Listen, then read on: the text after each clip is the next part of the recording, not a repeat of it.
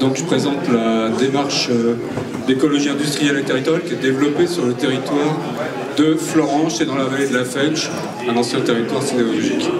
Alors la jeunesse du projet, j'étais consultant et je me suis rendu compte que les démarches d'écologie industrielle et territoriale, elles ne pouvaient fonctionner que s'il y avait un entrepreneur. Donc du coup, j'ai repris une entreprise de l'économie sociale et solidaire et je lui ai fait porter la démarche d'écologie industrielle et territoriale. Après, on a monté une association pour réaliser l'animation. L'idée, c'est de dire, si on fait juste de l'animation et des ateliers, on n'aboutit pas à des synergies structurantes. On aboutit à échanger des palettes, des cartons, à faire un peu d'animation, mais ça n'a pas beaucoup d'impact. Or, si on veut pouvoir impacter, c'est pour avoir une légitimité pragmatique sur un territoire. Si on n'a pas cette légitimité pragmatique, on réussit à rien faire de structurant et d'impactant. Donc du coup, on a déployé la démarche en créant nous-mêmes les filières, c'est-à-dire que comme il y avait l'entreprise de l'ESS qui pouvait créer des filières, on a mis en place des filières dans la gestion de déchets, dans le développement de circuits d'économie circulaire, etc. Et ça d'impacter et de créer des résultats. Alors la gouvernance aujourd'hui, elle est, on va dire, transitoire. On a 7 administrateurs qui viennent du monde de l'économie, de l'université, de l'agriculture, etc. Mais en fait, le pilotage, il est quand même assez top-down, en fait. On bosse la gouvernance actuellement. Le modèle économique, il y a un financement public avec aussi une collectivité territoriale ou deux.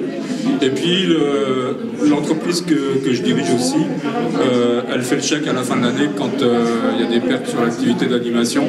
Pour nous, c'est un centre de coût, mais l'intérêt du travail d'animation, c'est que ça crée un réseau d'acteurs qui nous permet après de travailler sur des besoins existants sur le territoire. Alors, par exemple, on a créé une filière de collecte et de recyclage de fenêtres en fin de vie. Il y avait un verrier juste à côté de chez nous qui avait besoin de verre. Il y a un repreneur de PVC qui est ici, en fait, tout près d'ici, à Vendôme-sur-Barse. Et donc, on a été interpellé par un fabricant poseur qui voulait avoir une solution de recyclage plus intelligente que d'enfouir des fenêtres en fin de vie. Donc, on a créé la filière. Et l'entreprise de l'ESS a monté le système de collecte, de logistique, de déconstruction et de conditionnement des flux pour les inscrire chez les recycleurs de verre et de PVC. Donc par exemple, sous cette filière-là, aujourd'hui on traite 1000 tonnes par an, ça fait 250 tonnes de CO2 abattues par an.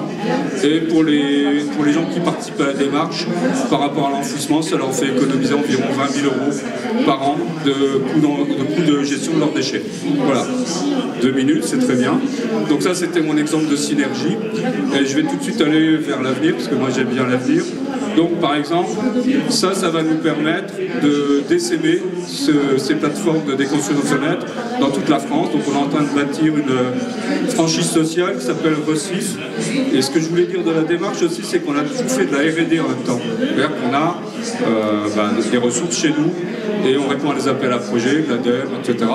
pour monter les programmes de R&D. Donc là, on a monté un programme de R&D pour construire une machine qui déconstruit automatiquement les fenêtres.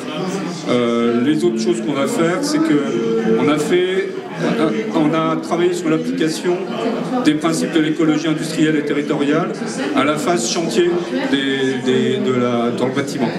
Et donc, il se trouve que sur notre territoire, il y a une opération d'intérêt national où ils vont construire 8000 logements.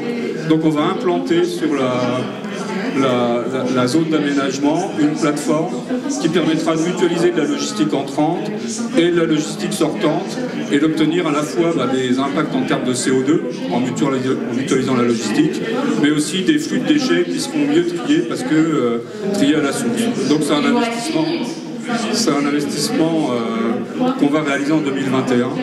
Et puis, on va travailler sur un autre investissement qui est le montage d'une chaîne de tri de déchets plastiques durs.